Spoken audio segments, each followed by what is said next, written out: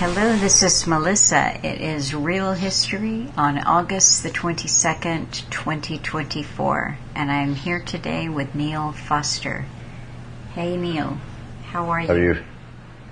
I'm okay. I'm good. I'm suffering a bit from hay fever, so I'm a bit stuffed up and sniffy, but there you go. If I lapse into about a sneezing, you can always cut it out. Okay. Well, that is it. What's going on down there? Growing or in the air? Oh, there's a lot of grass cutting going on. But I had to cut mine yesterday, so that didn't help. So there you go. Such is life. Yeah. Well, you have sent me a lot, and then we were unable to record last month, so we haven't talked in a while. So I think we should just dive in and cover some ground. Yep. Okay. Where do you want to start? And what we're watching is the no dissenting voices. And this is I see parallels all the time between the insanity, this depopulation method, and what's going on in the religion of the cult of transgender. It's the same kind of thing. Health professionals now who don't go along with this are already having intervention by the state, by the licensing board. Mm-hmm. What they act as if is that there's some consensus when there's not. So dissenting voices are just shut down. Well, I don't remember the public ever asking for any of this stuff. No. You know, so where's the public-private partnership coming? Where are the public involved? Well, I think the deception of that marketing piece that we just looked at is that the citizen-based thing is privatization. Do you have control over where your data is stored? Is it on your, personal computer? Well, as you say, your personal computer is not your personal computer, no. Is it? But don't worry. Mr. Tedros Adhanom Ghebreyesus is thinking about the children in Gaza. He doesn't care that they're being bombed. He just wants them to get the polio shots. Oh, can you believe that? Yeah. Children in Gaza are now at risk of polio as well as bombs. We need a ceasefire now. I think the bombs are more of a risk than polio. Oh. We are sending 1 million polio vaccines into Gaza, but many people will die from preventable health threats, like being bombed, yeah? Unless we can quickly scale up aid delivery, says the WHO Director General. 1 million polio vaccines, we're lucky there's 1 million Palestinian children left to take them. I mean, look at this. See, they've been stuck at the 39,000. I know that this article is now going on 3 weeks old. But they've been stuck at that 39,000 people killed for about 5 weeks now, I think. So they haven't been updated. We know it's more than that. It's more than the wounded. Just look at the devastation, and they're saying there's only 10,000 missing. They've flattened the place. How many people are buried? I guarantee it's more than 10,000 people. Mm-hmm. You're talking about high-rise buildings with multiple families in them. Maybe, 200, 300, 400 people in one of these tower blocks. Just flattened. Those people ain't surviving. Mm-mm. And they ain't getting out of there in a hurry either. Maybe the only ones you're going to see coming out are the ones that were at the top. If they survive the fall. Which I doubt as well. But just think about this. This article it's surreal. First of all, they tell us that the polio virus was detected in wastewater samples in Gaza. Yeah. Okay, I mean, really? These guys go out to test the water while the bombs are dropping, are they? Yes, yeah. Yeah. Then but it goes on to tell you No. It goes on to tell you everything else that's going on there. They've got diarrheal diseases, respiratory infections, hepatitis A, among other diseases, raging through Gaza. Nearly everyone in Gaza is facing acute food insecurity and catastrophic hunger. Thousands of that children, chronic diseases. Thousands of children are malnourished, making them even more susceptible to disease. They don't have clean or safe drinking water. They have deteriorating sanitary conditions, but we've got to rush those there. Yeah. Never mind that we've destroyed all the infrastructure, which is a crime against humanity. Yes. Never mind that. We've destroyed all the water treatment, all the electricity, all this stuff. And they admitted they were going to target those things live on television. And nobody gives a damn that that's a war crime. No. I don't hear. But again, going after the thing that says susceptible to disease, about 2.3 million people live in the 365 square kilometre Gaza Strip. That was before they started bombing it. So there's not 2.3 million in there anymore. It's hard to get any accurate figures about how many are left, but when you see what they've done to the place, there's no way I'd say you'd be lucky if there's 1.5 million left. You know, this 39,000 people being killed, it's just garbage. Yeah. Well, they say there was 3,000 killed in the Twin Towers. Yeah. You know, so, nah. But, 1 million people have been relocated from Rafah to Khan Yunis and Deir al-Balah, where the polio samples were detected. Well, they bombed all those places as well, after telling them to move there. You know, Neil, it goes on to say that it says repeatedly, we have seen polio thrive in places hit by conflict and instability. In 2017, in war-torn Syria, an outbreak of variant poliovirus, a mutated form of the wild virus that can spread in under-immunized populations, left 74 children paralyzed. Goes on to tell you about in Somalia, they've had a decade-long civil war that's resulted in the longest unbroken chain of variant poliovirus transmission globally. Honestly, this is such doublethink. It's crazy. So many thousands of children have died from bombing.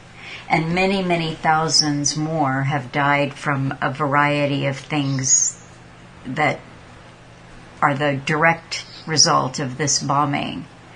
But they're concerned about, it could be as many as the 74 who were paralyzed in war-torn Syria. You see what I mean? It's just... Yeah, well, absolutely, because they talk about 89,000 people wounded.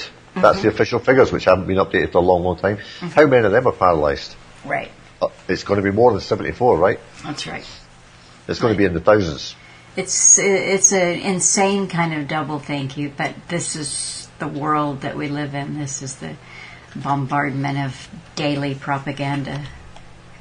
Well, I mean, it's the conditions in Gaza present the perfect breeding ground for disease to spread. No, and there's still people in the so-called alternative media, you know, supporting Israel. I find it disgusting. Oh, this is... I would say that the huge majority are... Well, there's something wrong with them. They're not... I don't know how to describe it. They're just not interested in truth, are they? Well, there's if they can support this. No, and I mean, it's just not defensible to conflate a country's right to exist with their right to terrorize another people. And that goes both ways. I mean, you could apply that to Hamas, you know, but you can't... If you criticize Netanyahu and his, then you're accused of saying that Israel doesn't have a right to exist. There's two different... Yeah. What you think about the right to exist or not, what they're doing is indefensible. Because we're in this voting season, which is just so boring and disgusting at the same time, we're surrounded by non-stop, ceaseless propaganda. And it's amazing to me how effective this is on people's minds. They can't get past that propaganda. They go to the voting poll and they actively participate in selecting corrupt, bought-off, low-level politicians who are just puppets. And meanwhile, this goes on, and whoever you vote for is going to support this. In the U.S., there's no candidate who's going to, they may give, depending on who their audience is, they may give lip service to, we're going to, make sure that we have peace talks and there's a ceasefire. Yeah, well, you've got the likes of Antifa waving Palestine flags. Now, who wants to support Antifa, right? Exactly.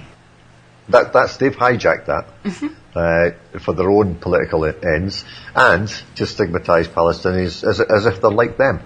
Exactly. When they're far from it. I remember a guy I used to play soccer with in Ireland, and just a slight change of subject, and he'd done a lot of travelling when he was young. I think he came from a fairly wealthy family, and he just took a couple of years out and did a bit of travelling. He said that the best country he'd ever visited, and he travelled quite a bit of the world, was Afghanistan. He said you'll never meet friendlier people in the world than them. And this is pre-Taliban days. But, I've heard the same things said about Palestinians in other Middle Eastern countries. And I've travelled around myself, and I've had no problem with them. I've been to mosques in England and talked to them, trying to show them stuff that they're getting the blame for, which they clearly didn't do. And they're not allowed to talk about it. They're told by their mullahs that they're not allowed to talk about this stuff. So they know. But again, they're obviously controlled as well. But I don't know how much longer you can talk about this stuff, and and nothing's happening. Nothing's happening. Nobody's prepared to do anything about it. It's strange how the International Court of Justice will, America in particular, Britain and all the major nations, will say, yeah, Putin's a terrorist, yes, well, what a great decision. But when it's turned on Netanyahu, no, that's a rubbish organisation, it's got no credibility. Mm-hmm. The hypocrisy is astounding. It's only valid when it suits your purpose. But if it goes against something that you're pushing, it's got no power, it's got no teeth, doesn't matter, it's irrelevant. So will they suddenly declare that Putin isn't a terrorist now because it's irrelevant, right? No, they'll stick with that narrative.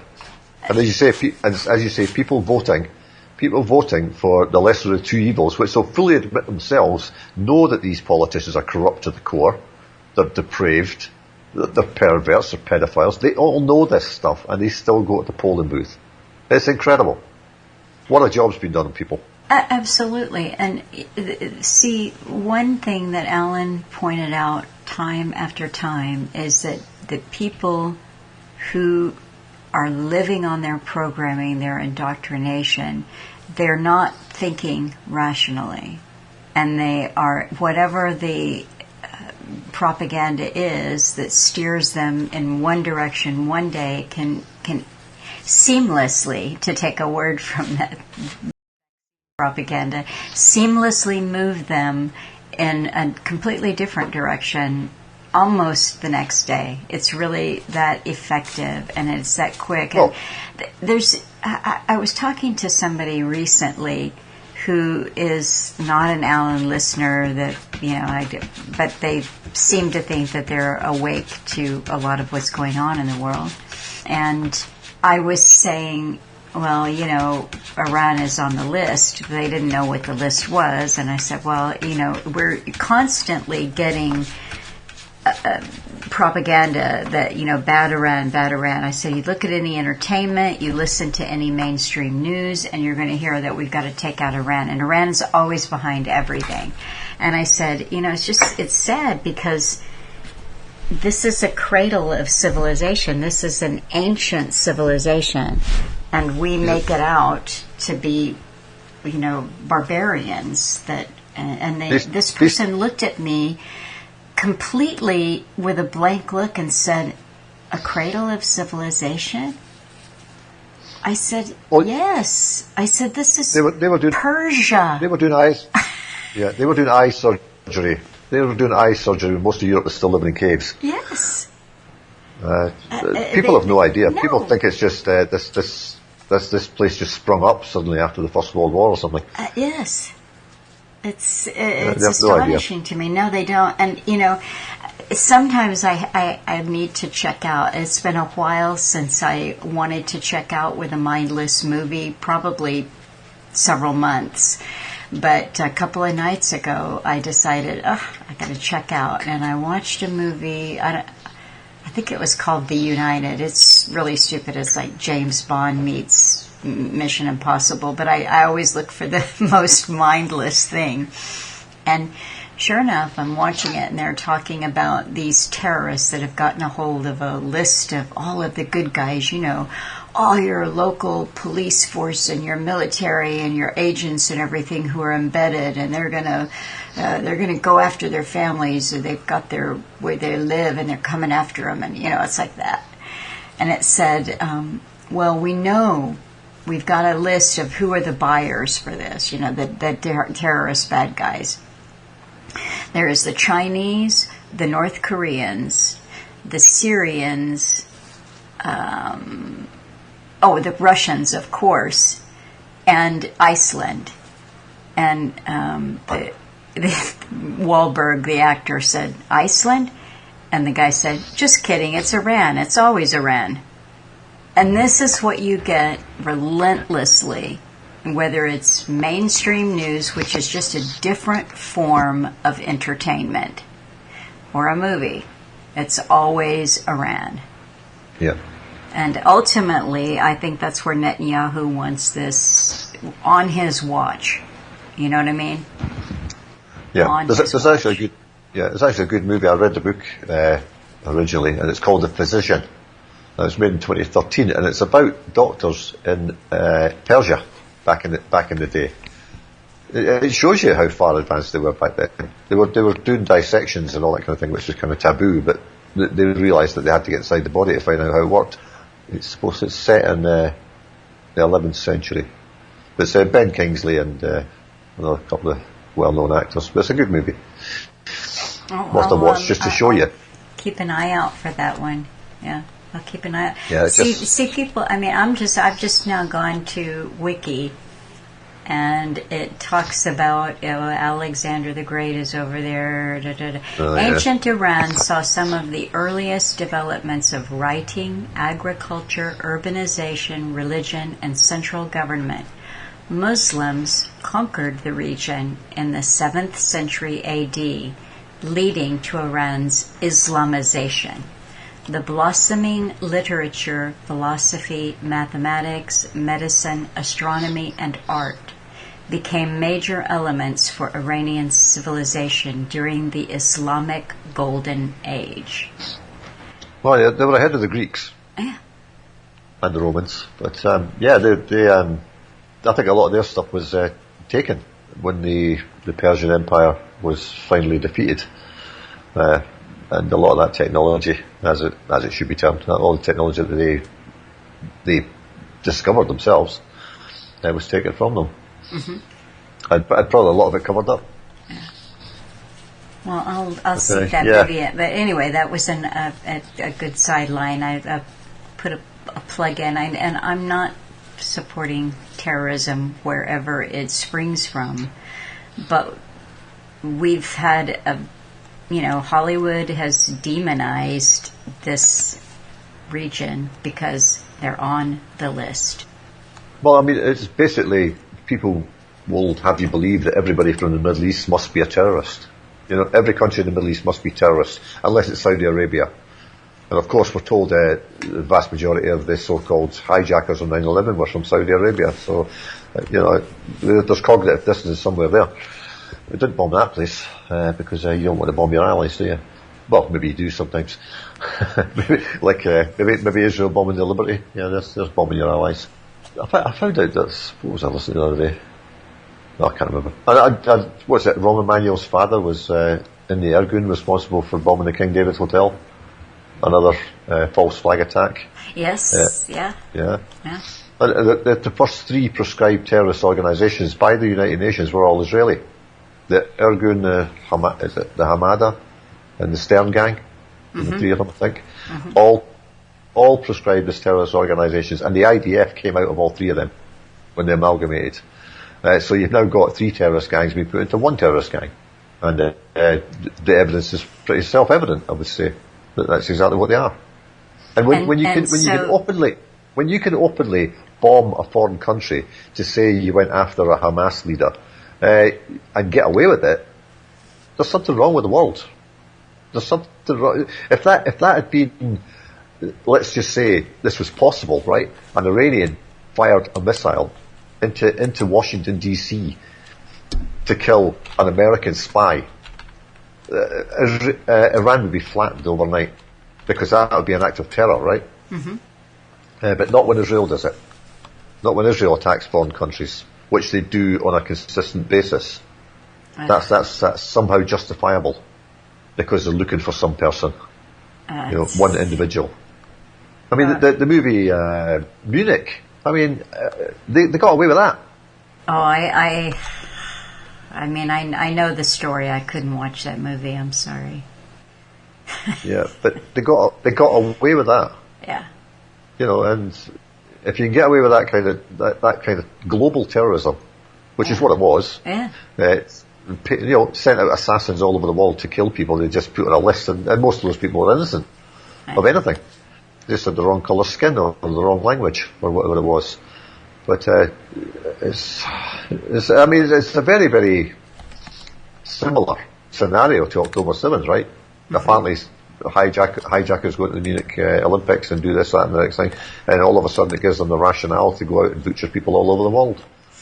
So I find that family, I know this is a little bit of a digression here, but I find the family that you mentioned, Rahm Emanuel's father was Irgun Zionist paramilitary, and where the IDF comes from. So you've got Rahm Emanuel. He's basically the puppeteer for Obama.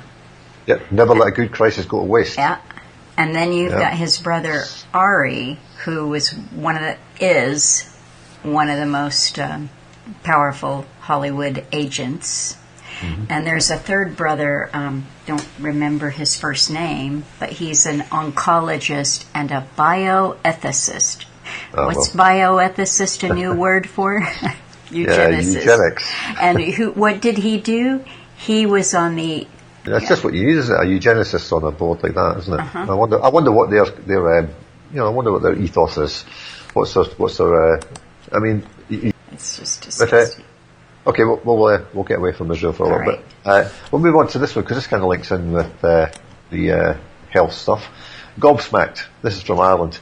HSE, that's the Health Service Executive, I think it is, in Ireland, does not know outcome of probe into almost 500 baby deaths and injuries. But they're baffled, of course, baffled. Advocates for improved maternity services say they are gobsmacked. For anybody who's not familiar with Irish slang, that means they're amazed. That the HSE does not know the outcomes of the cases. So the health service doesn't know why all these babies die. They just have no idea. What could possibly have caused that? Well, we don't know. We'll leave it at that, right? No mandatory requirement on hospitals to report the outcomes. So... Well, I mean, this is very macabre, but... That's the world we live in, unfortunately. Yeah. And if you've got the money to pay for it, you'll get what you want. Yeah. But again, you've got a disconnect with people's thinking. We go back to that first article that we started with, and how they're... The government will tell you, well, we've got to protect you from those nasty Chinese governments over there, the Russian government and whoever else. And the Russian government, the Chinese government's telling their people, we've got to protect you from those nasty Americans, these nasty British folk, those nasty Germans. Mm-hmm. No, what they're telling you is, we have to protect you against the other government. Right? It's not the people. People have got nothing to do with it. Right. So the problem's the government, right? The governments are the problems. They're the ones causing all the problems. Oh, that's a good segue into your song that you just released with Paul Angry North and Boris's Bitches.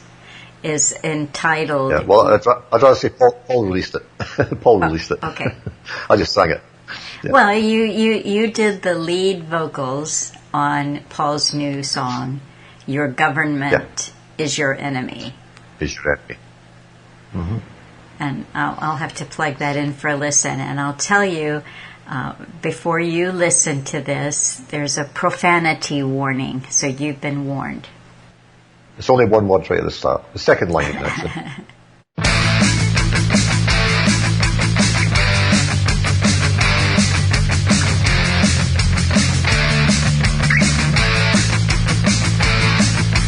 Choose your color, tick a box. Choose which puppet bucks you off. Illusion stronger than an ox. You're dead easy to outbox. Thinking hair, student blocks. Not the sharpest in the box. This old game, it never stops. This old penny never drops. Your government is your enemy. Your government is your enemy. Your government is your enemy. Your government is your enemy. Abundant plans and endless plots. Their slaves in their box. Ways to steal, they find lots. They'll take things you've not yet got. They can walk the docks to shoot you down with fill your body full of. But you won't look to join the gods. Your government is your enemy. Your government is your enemy. Your government is your enemy. Your government is your enemy that you never see. Whether blue or red or blue, or super sucker green for you. With parties only one thing's true. The party hard while shouting you. ABC, 1, 2, 3. Your government is your enemy. Your government is your enemy. Your government is your enemy. Your government is your enemy. Is your enemy. So, and you said that you've written lyrics on some things that are in the works right now. Is that right? Yeah. The next one should be. It's called "We Love Eugenics." It's "We Love You" YOU with Genics on it. It's the government loves you, right? Uh-huh. I did some lyrics and we'd got a kind of rough copy done. I've had to record in the car. I've been taking the dog out in the morning early, and I've been going sit in the parking lot with my mic and my computer and trying to record it in the car because I can't get any peace and quiet in the house because the dog's either walking about in the house above me when I'm in the basement, or the autistic lads running around making a noise or whatever. So I started doing it in the car. Then we had a few days of rain, so I couldn't do it in the car because it was like on top of the car. So I couldn't do that. And then Paul was on holiday for a week, and I was trying to get it done then, but I had rain. And then this week I've had hay fever, so I've not been doing that either. So, but yeah, we'll get onto it. It's trying to get out, and then we've got another one. Well, human mutilation industry, which is about obviously the transgender thing. And there's I've written quite a few lyrics, and Paul's coming up with another song. That one there, he just came up with that one. And he says, this will be easy to do because there's not an awful lot of musical stuff I have to do to it. And so that came out pretty quick. Mm-hmm. And some of the other ones are a bit more tricky, but yeah. I'm not used to singing, so I'm kind of still learning how I want to sing things. I'm actually learning that I can sing the same word in two different songs, but it just sounds terrible in one and good in the other. It just depends on what the lyrics are like, what the melody's like. Uh-huh. So I have to look at what I'm writing and think, can I actually sing that way before I actually try it. Well, you did a good job on the vocals of your government is your enemy. I enjoyed it. It came out okay. I'm happy with it. Mm-hmm. Paul's happy with it. So yeah, I'll be interested to see what listeners think of it. Always good to get a bit of feedback. So anyway, what we got now? We've got 290 or 260? A population in a village in Ireland, in Tipperary. 165 is the population of the village, and they're going to put 260 in there, in a hotel. All single men. Young single men. And they actually admit it, young single men. But if you complain about it, you're xenophobic and you're overinflating things, and it's just not what it seems at all. We're just looking after these people. Now, if I'm a young fighting age young man, I'd be staying in my own country to do some fighting if I was under some risk, especially when there seems to be hundreds of thousands a year fleeing your countries. These aren't people running away from a war zone. No. Quite clearly. Some of the videos that are coming out, they've got some of them actually patrolling outside the grounds. These guys are clearly military. You can see with their stature, their build, their manner. These are not ordinary guys escaping a war zone. The ones you're seeing out in the streets running about are probably the dregs that they've let out the prisons or something over there and say, oh, you want to get out of prison? Okay, you've got to go to Ireland and create some mayhem for us. Because that's the ones that people are focusing on, because that's the ones that are most visible. Mm-hmm. These ones that are in the hotels and everything, nobody's getting to see these guys. Mm-hmm. You know, they're kept within the confines of those places. They're not wandering around the place. The ones in the hotels in the inner cities are getting to go out and causing mayhem in the streets, public drunkenness and all that sort of thing. You know, the kind of stuff they ran away from. They couldn't get drunk in public. That's more like what they ran away from. But they can't get drunk in public in Ireland either. But the cops seem to turn a blind eye to it. You can't actually drink at all on the street in Ireland, unless it's some kind of festival that's going on and they get a special permit to do that. Same in the UK, you're not allowed to drink in public unless it's within the confines of a licensed event or this. You whatever. know that the scandals that came out around the grooming gangs, and that's just the most horrific example. But the police said we can't even address this for fear of being called racist, Islamophobes. No, but if an Irish guy goes out and rapes somebody, they're quick enough to name him as an Irish man of such and such an age. Well, that's by the same logic, that's racism. Yeah. Regardless of if it's an Irish correspondent reporting it, it's still racism. Yeah. So it's rubbish. Yeah. One, since we're over here in racism, one that you sent me that is just ridiculous is the NHS staff. Yeah. This is from Sky News. It said UK riots. People who are racist to NHS staff can and should be refused care, Health Secretary says.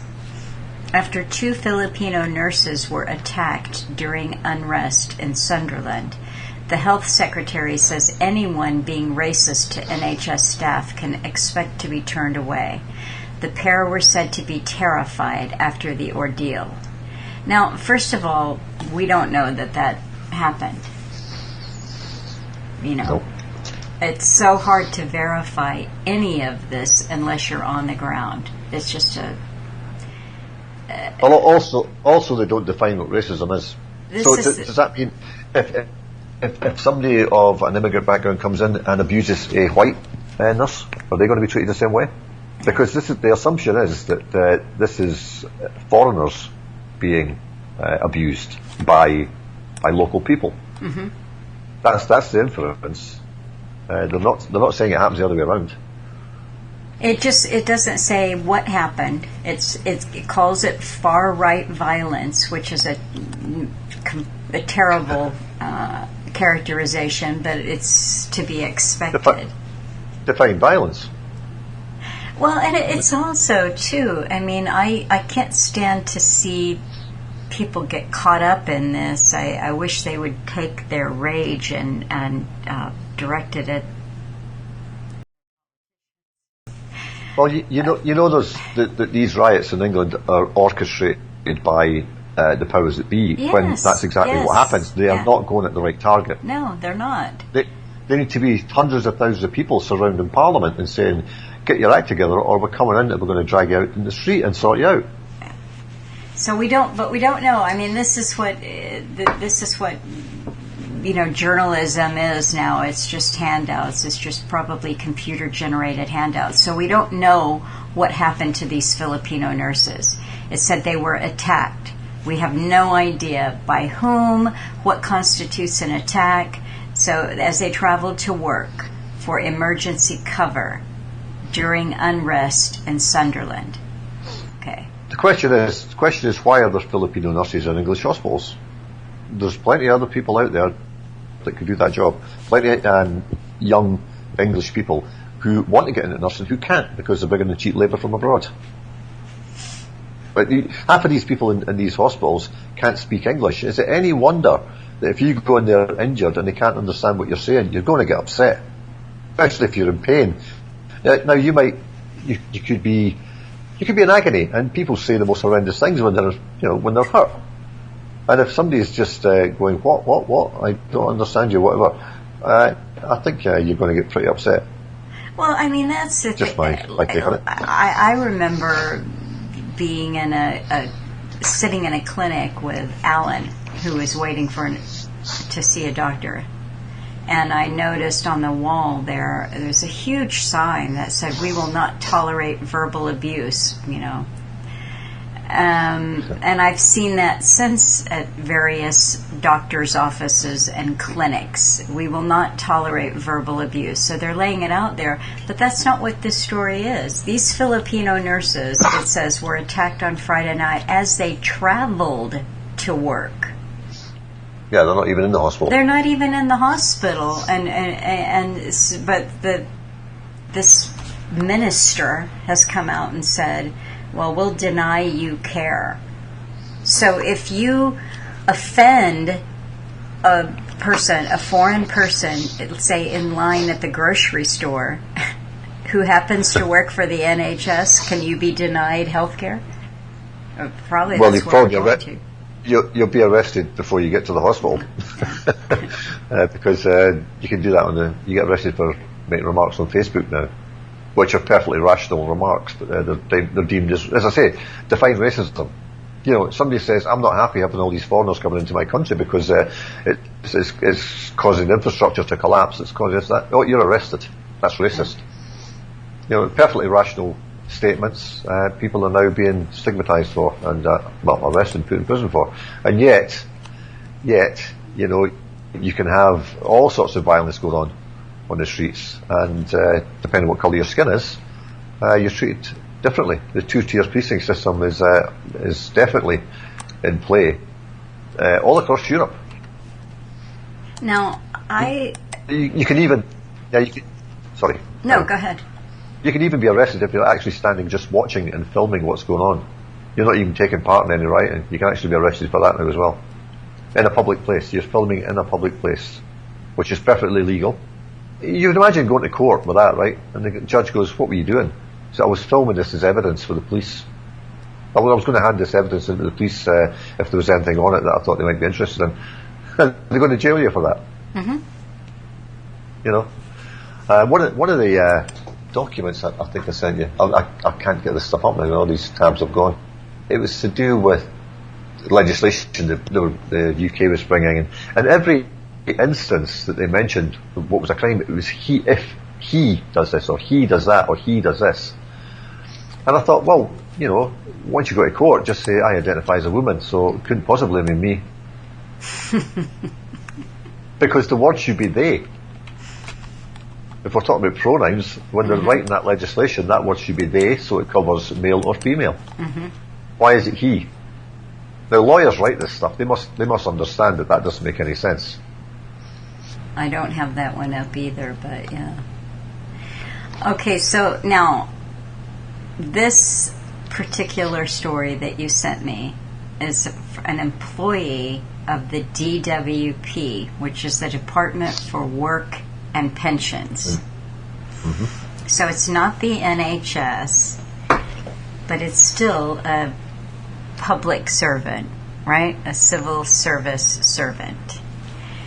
Transgender civil servant sparks uproar after colleagues complain that we're being screwed with already, she wears fetish gear, including fishnet tights, low-cut corsets, and chokers into the office.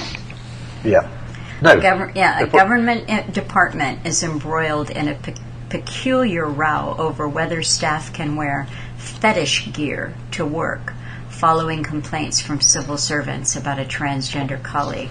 Now, just think about this. This is this trans person's co-workers who are complaining. It says this person. So they're offended. Yes, they've previously come under fire for saying that trans children's demands for puberty blockers should take precedence over their parents' will. Okay, so this is a person who is a danger to your children. And Correct. If you go into the Department of Public Works and have a bad reaction to this person, can you imagine the comeback that you're going to get? Yeah. Well, as I say, I mean, if somebody wants to come in, a man wants to come in looking like a female whore, I'm offended. So where's my right to redress on that?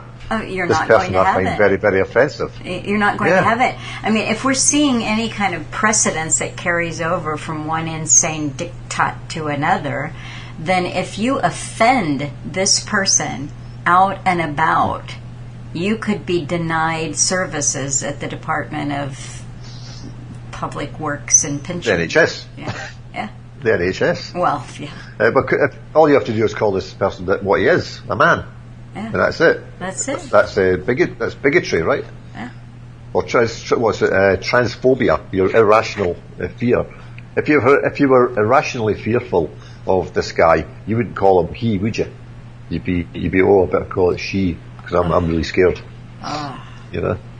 But now, if one of the co-workers turned up, a female turned up wearing this stuff, see-through clothing and all the rest of it, she'd be told to go home and put some clothes on. Yes, absolutely. Yeah. But you would have thought the civil service would have a dress code, wouldn't you? I would have thought so. Yeah.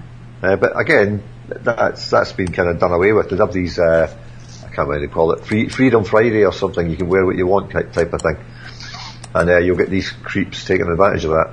But why would you want to do this?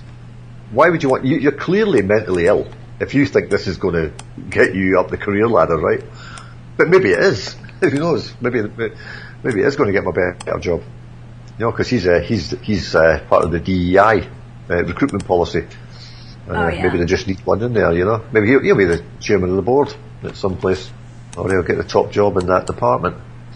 Well, it's actually one of those things, if you had time that you could follow it, this would be an interesting one. This is from this is called Civil Service LGBT Plus Network. So I don't think it's an official site, but it's something that the LGBTQ in the UK are involved in. So this is this person's bio. He is the chair of the Civil Service LGBT. One of the two co-chairs of the Civil Service LGBT Plus network. I work within the DWP and have done throughout my long civil service career. Throughout my time, I've been actively involved in D&I, I don't know what that is, at various points, chairing both the JCP and the DWP gender networks. See, this is where your tax dollars go to. And if you pick up any rock, if you look under any rock, you're going to find it. So if you're still voting for this, so your Department of Works and Pensions has gender networks. This person helped to set up their first transgender network through that role. And most recently, he has been the national co-chair of the DWP Pride. So this is what your tax money funds. Your civil servants are probably, I mean, this is, works and pension. So you decide that it's time for you to file for your pension, and then you find out you've got to triplicate sign 52 documents, et cetera, and wait weeks or months for something to kick into gear. Why is because they're too busy doing their gender department and their pride department and fighting about what they can and cannot wear to work. They're not there to help you. No, this is also the department that deals with your benefits as well, your dole money and all the rest of it. So you turn up to a counter and you've got this creature sitting behind the counter and you laugh or something. Go, what are you doing, man? That's it. Oh, you've insulted me. We're just stopping your dole money. We'll stop your housing benefit, whatever it is. Yes. And maybe that's why they put them out there, and cut down on costs so they can spend it on themselves. But the amount of money, people talk about the cost of living crisis. No, it's a taxation crisis. It's a taxation crisis. Your money's been stolen and given to these mentally ill people who think that this is perfectly natural and that we should all just accept it. We don't have to accept anything. It's nothing to do with transphobia or anything, or being inclusive. No, if I don't like something, I don't like it. That's human nature. That's the way it is. And if people don't like that, then that's tough. I don't care. I don't expect people to like me. If they do like me, fine. If they don't, I don't care. If they want to insult me, I don't care. I'm not easily offended, but I'm offended by this type of thing. It's anti-human. That's the only way I can describe it. It's totally anti-human. I was trying to make a point in the redux that I put up yesterday. I don't know how well I made the point, but the idea that all of our institutions have been taken over for such a long time. It is naive to think that we can vote our way out of this system. And what I was bringing us back to is the foundations, their power and influence, and how long they have had control of the universities. And it's the universities who spit out the civil servants, the politicians, the academics, et cetera, et cetera. So here I am. I just want to keep going with this transgender person. I don't know how you can help me out. I think this is an Irish name, Saorsa. Saoirse. Saoirse. Saoirse. So Saoirse Tweedale has built a career. Okay, so Saoirse was just awarded an honorary degree by the University of Bradford. I'll be sure to include this picture in the illustration because it's kind of frightening. Yeah. The 58-year-old... Yeah, she should have actually earned it. She should have actually earned it because she's entitled to it, right? Right. It's an honorary. 58-year-old civil servant is currently Yorkshire and Humber regional chair for the... Okay, we've gone over that, blah, blah, blah. I'm going to correct this writing here. They, They attended Yeah. the University of Bradford from 1993 to 95, where they completed a master's in politics of visual representation. Okay, first of all, you can get a master's degree in the politics of visual representation. That was 30 years ago. In other words, how to change people's perceptions. Focusing Of what on, they see. okay, so this was 30 years ago. They got a degree in this, focusing on social constructions of sex and gender in the 18th century. So voters who send their children to universities worldwide, this is what you're sending your children to. And I want to tell you something, a story about someone who contacted Alan years ago, was new to his work and devastated because they had sent their daughter to university, a bright young woman. And they sent Alan a picture of their daughter, and she was a pretty young woman. And they were heartbroken because she'd gotten to university, and within about a year, her personality had changed. She started dating a man, and I think before even the third year of university, had decided to marry this young man. At the same time that she underwent the beginning of hormone therapy and gender reassignment surgery. So she had a double mastectomy and had her breasts removed. And this woman, this listener, was just devastated by this.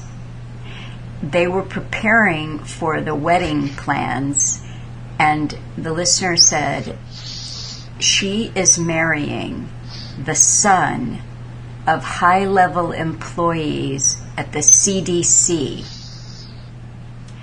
and their other son is transitioning male to female. So just absorb this. This is who we're run by. And this was before the COVID operation. This was some years back. High-level employees of the CDC have a son who's going to marry a young woman who's becoming a man, in as much as that can be achieved. And his brother is becoming a woman, in as much as that can be achieved. Yeah. This is what academia does to people's heads. It's a dangerous world. People out there in the so-called conservative alternative media will try and convince you that it's all China and Russia that's doing it. It's all Chinese infiltration. It's Russian. Oh, it's the Iranians. It's this, that, next thing. No, look in your own backyard. Absolutely. It's so basic propaganda. Don't look at us. Look at them over there. Mm-hmm. That's how basic it is. We'll just distract yourself by looking at those horrible, nasty people over there on the other side of the fence. Don't look in your own government. Look at them. Look at that nasty government over there, because we would never do nasty things to them. No. And it's easy. Go ahead. I'm sick of hearing people say that, oh, this Iranian attacked this guy and they assassinated this person, that person. America's been blowing people to pieces in hundreds of thousands for the last 30, 40 years. Mm-hmm. For no reason whatsoever other than one they constructed themselves. So who's the bad guy here? Well, they're all bad guys because they're all working together. None of the leaders get killed. None of the houses of parliament or the Congress get bombed. None of the Israeli institutions get bombed by these so-called terrorists that run amok everywhere. None of the royal families' places are bombed. None of that stuff. The wrong targets are always attacked. Ordinary people on the street to set them against each other. That's all it's about. Divide and conquer, divide and conquer, divide and conquer. And we're now down to, divide and conquer between men and women, and now it's not even men and women because you're not allowed to tell the difference. They're divided men and women so much that they're now trying to stick them together as one thing. And that's an androgynous, sick, mentally ill Frankenstein monster. So we should all support that, right? Because we're all one. No, we shouldn't support any of it by voting for any of it. No. And until people can understand that this is so far above your elected officials and really see the root cause of it. I mean, that's not to say that, elected officials shouldn't be called out on what they're doing and participating in. But the first call out is to stop participating by choosing the lesser of two evils. You have to opt out of this altogether. Well, but people should also recognise that what we've now got is a government that controls the police forces. Now, the police forces were supposed to be independent of government, always, because that was the safety net for the public. The only societies we ever heard about where the police were in cahoots with the government were always totalitarian. Why can't people recognise that's exactly what we've got now? If the police were actually doing their job, these politicians giving these orders would be arrested. Just look at any riot, whether it's something in the U.S. or the U.K. or France or Germany. Just look at any riot anywhere, or protest, or peaceful protest, and what do you see? You see the police, usually in helmets that cover their entire face, with their riot gear, their big shields. Batons, tasers. You think these people, tasers, batons, guns, you think that these people are your employees? Clearly not. If those guys weren't there, what defence would the government have? They're the government's private army, is what they are. And it doesn't matter what government's in. It doesn't matter if they, like Alistair, what's the comedian guy, whether you're wearing the red tie or the blue tie, it doesn't matter. These are establishment forces, shall we call them?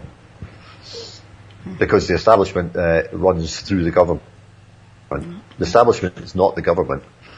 The establishment's the ones above the government, or the first rung of the ladder above government, shall we say. And then that establishment is run by people way up the ladder from them. And nothing in this world can be done without people in very, very high places giving orders to the government, who give orders to the cops to keep you under control. Because the public, if they were any ways rational or reasonable or just screwed their head on, would realise it's what's been done to them. But they don't. They seem blind to it, and then the goons will be sent out, the rent-a-mob will be sent out, and then new laws will come in whereby you're never going to be allowed to go out and protest. But that's coming as well, clearly. You can't even do it online, you can't even have an opinion now, but there's somebody going to knock on your door and arrest you. Which tells you cannot have... They say that we're anonymous online, right? And that's why they need to bring in stricter controls for ID online and all this. But how come you can allegedly make an anonymous post on Facebook now, and then the cops are at your door 10 minutes later telling you you're under arrest? You're clearly not anonymous. There's something else about these, whether they call them riots or protests, but there's something else about these that people need to consider. I don't know the laws in the UK, but I'm guessing that it's pretty similar to what you have in the U.S. and Canada, which is you can't actually protest or riot unless you've had a permit. Yeah. You have to have permission to do it. And this is going way back. I mean, Alan made that illustration of one of the... was it G20 or there was some WTO, I don't remember what it was, but this was in Canada a decade and a half ago probably, and all of the protesters were blocks away from the activity behind a chain link fence that had been set up with their permit to do this. Anywhere you see people who are protesting, someone has had a permission slip to do that. And if they Which- didn't, all of those people would be and could be, and you better believe they would be arrested straight away. Period. Yeah. So it's not a protest. No. It can't in any way. A protest is something that happens spontaneously. Yes. So what You know. you're seeing is authorized, and it's a particular type of theater for demoralization. You're putting your pen. You're the sheep putting the pen in your free speech zone. Your free speech, which you don't have anymore. No. Because I guarantee if you're in that free speech zone and you shout something at somebody and they say, "Oh, that offended me," they're going to come into your free speech zone and arrest you anyway. That's right. I've mentioned before at Bilderberg, we were put into this fenced-off place to look at the hotel on the hill, you know, and people were waving placards at cars and stuff like that, thinking that was going to change anything. Yeah. While they sneaked most of the nasty people in the back door, nobody saw them. Yeah. It's just the only thing. I mean, it's been said by many people. It's just total non-compliance with anything. Just go about your business and just ignore everything that comes your way out of government. Like if everybody gets rid of the phone, this is over. They can't control people without that phone at the moment, but maybe that'll change. Maybe they don't want people having these phones eventually, because they might be able to talk to each other. I don't know. They don't want you communicating, that's for sure. All the single fighting age young men moving into Ireland, they've now given 8.6 million to the Irish Defence Forces to build a communications facility. I did ask somebody recently, and I mentioned this to you, about when they say, oh, the bad guys were the Germans, and all this kind of thing. And I'm sure they were on many occasions. But the notorious Rheinbiesenlager camps, which were set up after the war, and by all accounts, not this one, this is saying thousands of Germans died, it was in the millions. They were just starved to death basically in the open air, and guarded by American troops, who weren't allowed to feed them or talk to them or anything. As people say, there are no good guys anywhere. Doesn't matter what side you're on, there are no good guys anywhere. And I think that goes back to the governments. I don't think there are any good governments, and if there are some out there, or well out there, they were decent in some way because they're getting bombed. They're not going along with the plan fully. Maybe they are in some part, but maybe not enough for their masters. No, or maybe they just got a conscience. It really comes back to the most simplistic kind of propaganda, and I think this is, I can actually understand why it works, because we have a short lifespan, and it's hard for us to step outside that view of our short lifespan and look at long-term plans that they may have for a region or something. And so you love the country because you're born there, and you're told these are your people and this is your country, and now your country's under threat. Usually it's under threat because of something your government has done to you. Take Ireland. The government's policy is bringing in these fighting age men who are causing havoc. Even if they're not doing anything, their presence is causing havoc, because the Irish people don't understand and they don't like what is happening to them. Well, when you're in a village of 165 people, that's including old men, middle-aged men and women, children, 165 in total. And obviously I lived in Ireland, I know what these villages look like. It's one street in, one street out. It's what they call a one-horse town kind of thing. And there's no big supermarkets there, there are little convenience stores, corner shops, butchers, whatever. And to bring in 260 young men, if people think that's just to help refugees, they're out of their minds. No. All these people that say, yeah, all refugees welcome, okay, we'll put them in your village. Oh, no, we don't have space for them. No, it's a complete, put them in that village over there. Complete displacement, replacement. But again, the war is on you, but people can't see that. They will point the finger at what they're being flooded, who they're being flooded with, instead of saying, why is my government doing this? And then nobody takes the time to inquire about that. And it's just too easy to manipulate people on the political nationalistic level. And so, unfortunately, it's easy, and it can be done over and over and over again. And wars are never about protecting your way of life or your country. It's always resource acquisition and long-term geopolitical plans. It's not Chinese and Russia bombing the Middle East. No. So, for people to suggest that all these refugees are coming because of China and Russia, it's just absurd. Yeah. I know. And they're not coming because they're fleeing. They're coming because they've been shipped. You can't move that amount of people without coordination and planning. Neil, don't you know that it's Russia who's funding Iran? Oh, of course it is. Of course it is. Yeah, it's absurd. The global bankers are funding everybody in one way or another.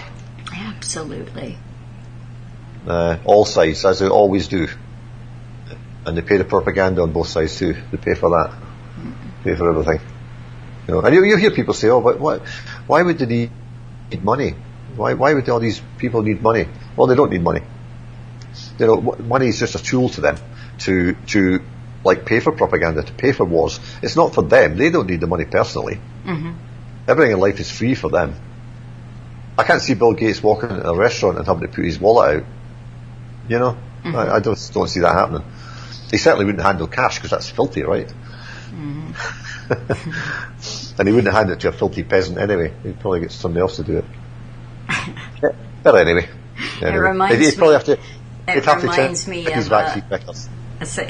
me of a line from the Old Dad's Army series where one of the officers, the volunteer officers, has a contact there with one of the so-called elites. I think it's a wife of Lord such and such, and when she leaves, somebody said, "Oh my goodness, why they were almost human. I had no idea they were so lovely." And the commoner said, "Oh yeah, they're just like us, except for they never pay for anything." Yeah. Well, that's how they got all that money, right? Yeah. They get other people to pay it. Yeah. Like Elon Musk, And again, like Elon Musk, he's coming out with all this stuff about civil war happening in Britain, blah blah blah. Who gave this guy any credibility to talk for anybody?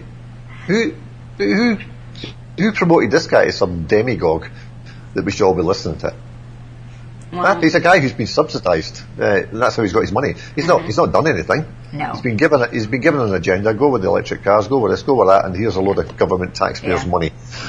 No, if you took away government subsidies from his companies, he wouldn't exist. No, and he wouldn't be on the television telling you how to behave. No, but who gives him the power? Who puts him up? We do. The government.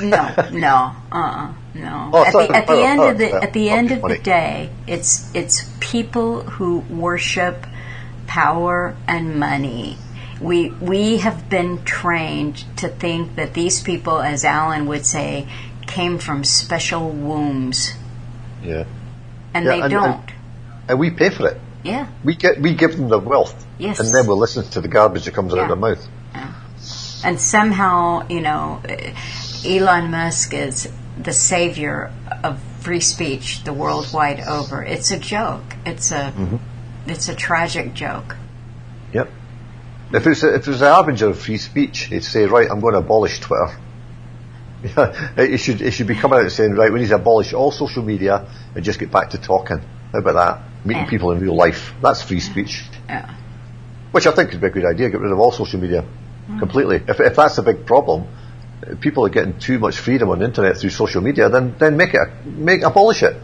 Just say it's harmful to society. We don't need it. What function does it serve? No, none. He's not even somebody that I can take seriously. It's just no, an empty shell. That's what he is. Yeah. With bagfuls of taxpayers' money. Yeah. That's it. I mean, these people, and Bill Gates is one of them too. I mean, when Oh yeah. When you really watch them, everything about them, their body language, the words that come out of their mouths, do you really, really believe that these people are running multinational corporations? Do you really buy the genius?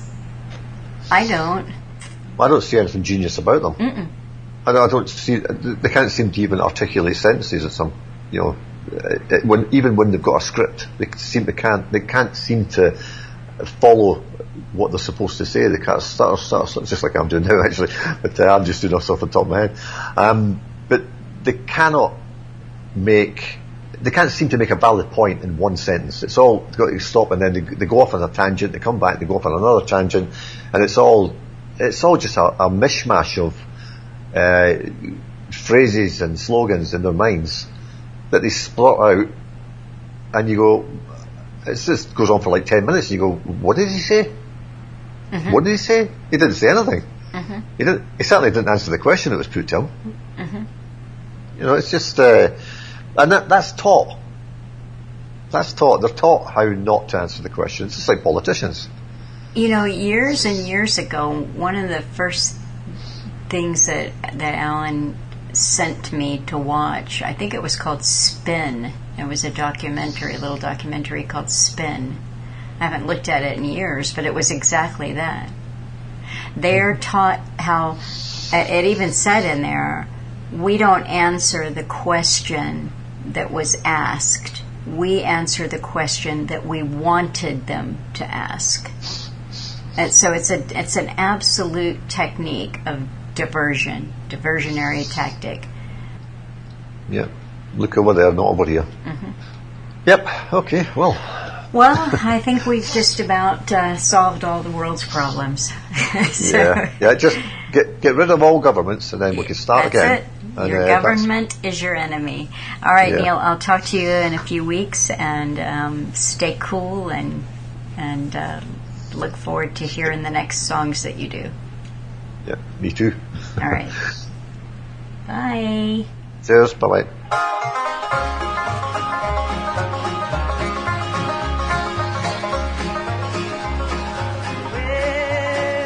I've got something that the world didn't give me, and the world cannot take it away. And I've got something that the world didn't give me, and the world cannot take it away. Well, it is love, sweet love, oh, sent to me from my Father up above.